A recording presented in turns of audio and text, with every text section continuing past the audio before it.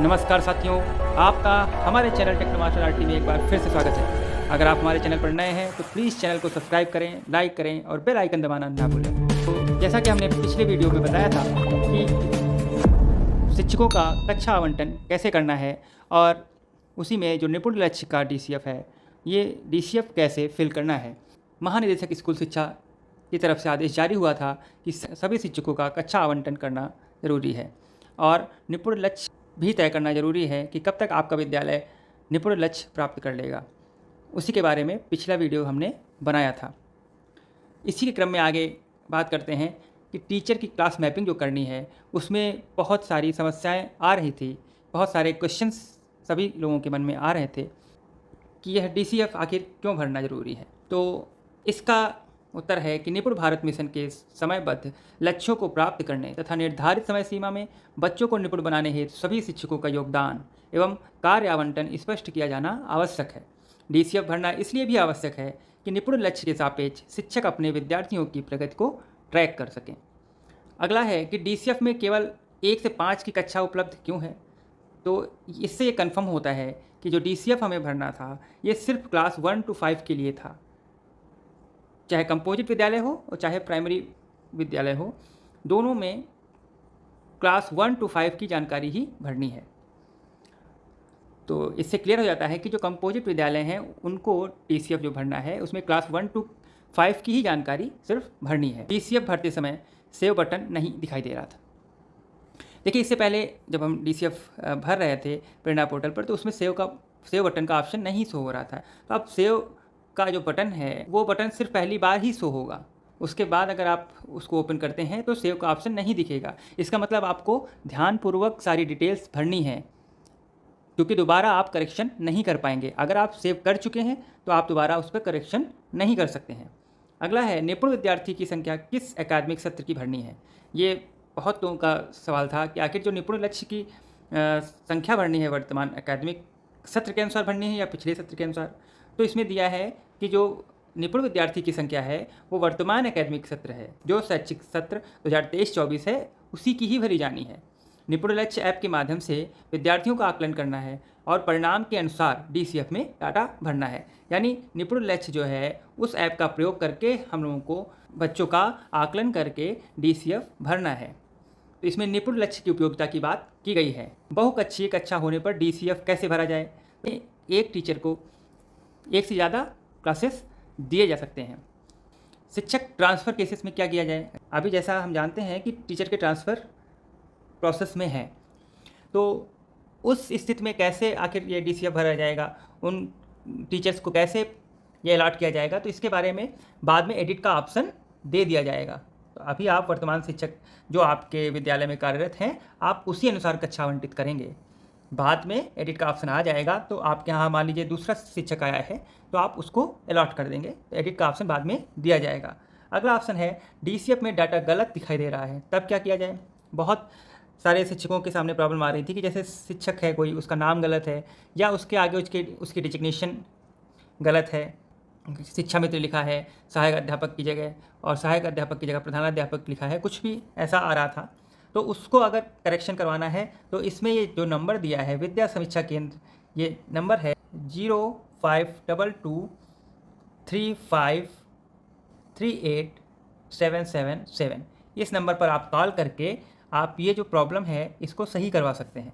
और जैसे इसमें दिया है 15 मिनट बाद आपका DCF में दिखने लगेगा। देखिए, प्रेरणा पोर्टल पर पहले से ही परेशानियाँ आती रही हैं, तो आप 15 मिनट मत मानिएगा, आप मान के चलिएगा कि कम से कम आधा या 1 घंटा आपको वेट करना होगा, तो उसमें करेक्शन आपका होने लगेगा।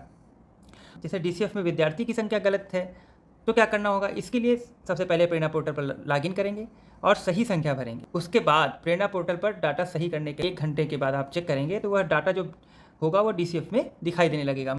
आइए हम देख लेते हैं प्रेरणा पोर्टल पर कि आखिर क्या क्या चेंजेस हुए हैं। देखिए, यहाँ राइट साइड में जाते हैं तो ये टीचर क्लास मैपिंग DCF ये जो ऑप्शन दिया हुआ है इस पर जब आप क्लिक करेंगे तो इस पर क्लिक करने के बाद ये नया पेज ओपन होकर आएगा। इसमें सारी डिटेल आपका ज़िले का नाम, क्षेत्र का प्रकार और U- कोड, हेडमास्टर का नाम, ब्लॉक का नाम, विद्यालय का नाम, ये सारी डिटेल, विद्यालय का प्रकार, विद्यालय में कुल विद्यार्थी की संख्या, ये सब दिया रहेगा।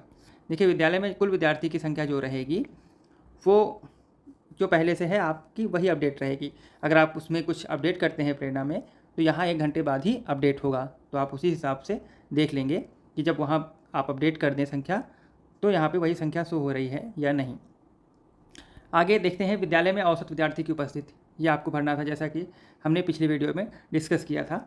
उसके बाद देखिए यहाँ पे शिक्षकों के नाम दिए रहेंगे, शिक्षकों के नाम दिए रहेंगे आपके, और उसके बाद शिक्षकों का पद दिया रहेगा।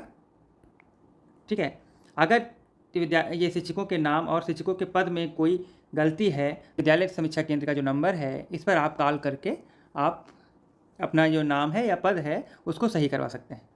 देखिए इसमें आगे ऑप्शन जो है कि चयनित कक्षा 1, चयनित कक्षा 2, चयनित कक्षा 3, 4 और चयनित कक्षा 5। मतलब आप एक शिक्षक को एक से ज़्यादा कक्षाएं आवंटित कर सकते हैं। यहाँ पर चयनित कक्षा 1 का मतलब ये नहीं है क्लास 1 या क्लास 2 या क्लास 3, ऐसा नहीं है। यहाँ पे है कि जो चयनित कक्षा है, आप एक टीचर्स को 1 दे रहे हैं या 2 क्लास दे रहे हैं या 3 क्लास दे रहे हैं या 4 क्लास दे रहे हैं। अगर अब आपको कौन सी कक्षा पहली देनी है वो अगर आपको यहाँ पे देखना है, तो आप यहाँ पे सीधा क्लिक करेंगे तो देखिए क्लास 1 to 5 सारी क्लासेस दिख जाएंगी। मान लीजिए आप क्लास 2 इसको दे रहे हैं तो क्लास 2 यहाँ पे आ जाएगा। उसके बाद आप मान लीजिए इसको दूसरी कक्षा जो देना चाहते हैं, वो क्लास 4 देना चाहते हैं, तो आप क्लास 4 दे सकते हैं। तो इस तरह से ये देना है आपको। उसके बाद ये निपुण स्टूडेंट का ऑप्शन आता है। इसमें क्लास 1 to 3 में कुल विद्यार्थियों की संख्या दिखेगी अलग अलग, क्लास 1 में क्या है, क्लास 2 में क्या है और क्लास 3 में क्या है। उसके बाद विद्यालय में कुल निपुण विद्यार्थी की संख्या कितनी है वो आपको यहाँ पे फिल करना होगा। उसके बाद परसेंटेज क्या है निपुण विद्यार्थी का आपके क्लास में, क्लास 1 में क्या है, क्लास 2 में क्या है, क्लास 3 में क्या है, ये आपको फिल करना होगा। आप कब तक इस कक्षा को निपुण बनाएंगे, तो यहाँ पे जब आप क्लिक करेंगे तो एक कैलेंडर ओपन होकर आएगा। इस कैलेंडर पर जो डेट आप डालना चाहेंगे आप यहाँ से चूज करके डाल सकते हैं कि किस सन में या किस महीने तक या किस डेट तक आपका क्लास 1 निपुण हो जाएगा। इसी प्रकार क्लास 2, क्लास 3 के लिए इसी प्रकार हम डेट डाल सकते हैं। उसके बाद अगला है आपका विद्यालय कब तक निपुण बन जाएगा। ये आपको यहाँ पे कैलेंडर ओपन होगा, यहाँ पे आप जो डेट डालना चाहेंगे आप यहाँ पे डाल सकते हैं। उसके बाद आपका विद्यालय कब तक निपुण बनाने के लिए किसी अतिरिक्त टीएलएम की आवश्यकता है। अगर आपको आवश्यकता है तो आप सिंपली यहाँ पे हाँ कर देंगे। हाँ कर देंगे एक नया ऑप्शन आ जाएगा। यदि हाँ तो हमें बताएं आपको किन टीएलएम की आवश्यकता है। आप यहाँ पे टेक्स्ट में फिल कर सकते हैं कुछ भी जो आपको आवश्यकता हो। अगर नहीं है तो सिंपली आप यहाँ पे नहीं कर देंगे। तो नहीं करने पर आपको यहाँ पर वो ऑप्शन नहीं दिखेगा। उसके बाद संपूर्ण सुरक्षित करें, यहाँ पर आप टिक करेंगे। देखिए ये अपडेट हुआ है, ये पहले नहीं शो हो रहा था, तो यहाँ पे आप इसके बाद टिक करेंगे। इसको चेक करके सुरक्षित करने के बाद डाटा में कोई भी बदलाव संभव नहीं हुआ। देखिए इसमें साफ साफ दिया हुआ है कि आप जैसे ही टिक कर देंगे उसके बाद आपको इसमें कोई भी बदलाव आप नहीं कर सकते हैं। और ये सेव का ऑप्शन दिया है, आप एक बार सही से चेक करके आप सेव कर दें, क्योंकि आपको दोबारा मौका नहीं मिलेगा। ये सेव का ऑप्शन हट जाएगा अपने आप, दोबारा आप इस पर सेव नहीं कर पाएंगे। तो इसलिए आप ध्यानपूर्वक इसको भरें। इसी तरह आप हमारे चैनल पर बने रहें। नए न्यूज़ के लिए हम फिर आपके लिए उपस्थित होंगे। तब तक के लिए धन्यवाद। आपका दिन शुभ हो और प्लीज़ कमेंट ज़रूर करें, जिससे हम आपकी क्वेरीज़ का सलूशन और उसी के हिसाब से आपको और भी वीडियोस प्रोवाइड कर सकें। धन्यवाद।